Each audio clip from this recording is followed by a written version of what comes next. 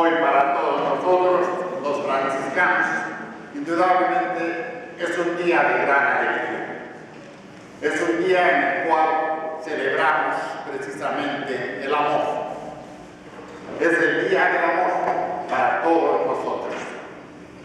Celebrar el día del amor porque decir Francisco es decir amor. Decir Francisco es decir amor a Jesús, amor a la iglesia, amor al hombre, al pobre, al sencillo, amor a la naturaleza. Aquí en esta iglesia lo vemos, tal vez venimos y entramos constantemente y no nos damos cuenta muchas veces. En estos dos vitrales está el cántico de las criaturas. Todo el cántico de las criaturas, que es el cántico que Francisco hizo a la creación. Y en estos dos vitrales que están atrás de mí, se encuentra lo que es la vida de Francisco.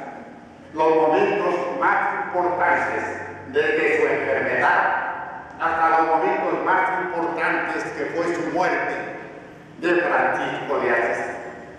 Sería conveniente que a veces viéramos un poco en un momento cuando esté la iglesia sola para analizar sencillamente y de una manera tranquila lo que es la vida de este hombre ejemplar para nosotros. Hoy vemos de alguna manera estos 4 puntos cardinales de lo que es el amor. Amor a Dios, amor a Jesús, amor a la iglesia, amor al pobre y amor a la naturaleza.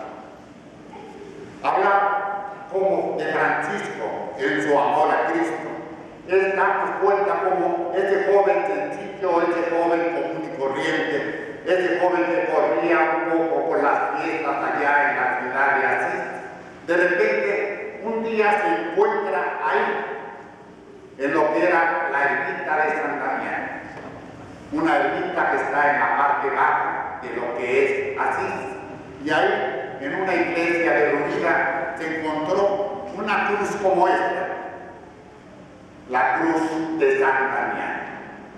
Se encontró a esta cruz y empezó a verla y pensó al menos que la cruz le hablaba, que la cruz, el Cristo de la cruz, empezaba a hablarle y empezaba a decir: Francisco, reconstruye mi iglesia. Francisco, fíjate que mi iglesia se está cayendo, ven a reconstruirla. Y entonces Francisco, dejándolo todo, empezó a reconstruir su iglesia. Unos días más adelante tendrá que oponerse con su padre, desnudarse de todo aquel lujo que tenía para tratar de vestirse únicamente de Cristo.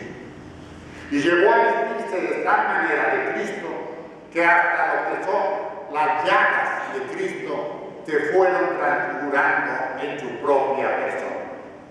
Quedó tan vestido de Cristo que de alguna manera, estando desnudo para los hombres, quedó vestido para Dios. Quedó vestido con esas llagas, indudablemente. Quedó vestido de alguna manera con esa presencia interna en el corazón que le dio la fuerza necesaria para empezar a hacer algo diferente. Reconstruyó lo que era la ermita de Santa Damián, pero al mismo tiempo, cuando cumplió los 28 años, se dio cuenta que no era nada más eso lo que le estaba pidiendo el Señor, que le estaba pidiendo también reconstruir la iglesia. Y entonces con los 11 jóvenes más como él, fue a Roma. Y ahí en Roma se encontró con el Papa Inocencio X. Fue a ver, llegó a Roma, y Roma estaba en ese momento con un esplendor inusitado.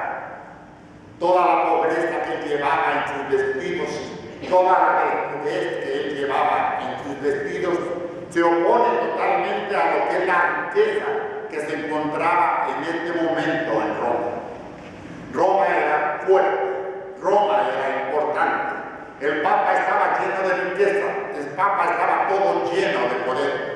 Y Francisco humildemente se acerca también ahí a tratar de hablar un poco con él. Por supuesto, un pobre ante un rico era imposible que pudieran entrar en diálogo aparente. Y sin embargo, el Papa, al verlo, siente inmediatamente una simpatía por ese mendigo que se está acercando a él, pide que se acerque a él, y entonces Francisco le pide la oportunidad de formar parte de una orden religiosa, de recrear una orden religiosa para el mundo. El Papa se lo concede. Francisco, al ver esta iglesia llena de lujo y de riqueza, no ataca a la iglesia. Lo único que hace es tratar de cambiar la iglesia. Se ha dado cuenta que el Cristo de San Damián le había pedido precisamente: repara mi iglesia, cambia mi iglesia que se está cayendo. Y entonces ahora entiende perfectamente que se estaba cayendo porque de alguna forma se había perdido lo que era la base fundamental del Evangelio que Jesús había venido a traer. Y en lugar de atacar a la iglesia, y en lugar de atacar a los hombres de iglesia, y en lugar de atacar el lujo de la iglesia, y en lugar de tratar de cambiar al otro, de cambiar a la iglesia, cambia él. Y cambiando él, cambió a la iglesia. Y cambiando él, trató de cambiar todo lo que era y lo que estaba dentro de la iglesia. A partir de ese momento la iglesia no es la misma. A partir de ese momento la iglesia toma conciencia que efectivamente es la pobreza del Señor, es la humildad, la sencillez y la paz lo que tiene que tratar de hacer que ella sea una iglesia rica en lugar de las joyas y el oro que estaba usando en ese momento. Este es el segundo punto de lo que es la realidad de Francisco. El tercer punto lo tuvo en el momento en que se encontró con lo que era el leproso. Un leproso que se acerca en su vida, un leproso que se acerca y Francisco al verlo le da asco ver al leproso. Quiere huir inmediatamente porque a un leproso que se le está cayendo toda la carne, a un leproso que apesta, no se le puede acercar nada. Francisco quiere huir inmediatamente de él. Sin embargo, al verlo recapacita. Se da cuenta que en ese leproso, que en ese apestoso, que en aquel que se le está cayendo la carne a pedazos, está también transparentado el rostro hermoso y sonriente del Señor Jesús. Y entonces Francisco se acerca inmediatamente a ese leproso. Deja a un lado todo el asco que aparentemente había tenido, se le lanza a los brazos, le da un beso y de alguna manera se funden los dos en ese beso. En ese momento, la pobreza de Francisco se va a convertir en la base fundamental de su vida. Ahora Cristo se va a transparentar ahí, en el pobre y en el mendigo. Ahora Cristo se va a transparentar ahí, en el pobre de Francisco. Y ahí, este polvo de lo que es el amor de Francisco para el pobre, para el sencillo, para el necesitado, es cuando empieza a florecer. Es cuando de alguna manera empieza a hacerse presente en su propia vida y es cuando empieza a hacerse presente también en la vida de la iglesia. Finalmente, cuando ya tiene 43 años, está a punto de morir, está solo, está triste, se encuentra ya a un lado de lo que es Asís, metido en una de las cuevas ya de Asís. Se encuentra ahí abandonado, no nada más de la gente, sino abandonado de sus propios padres.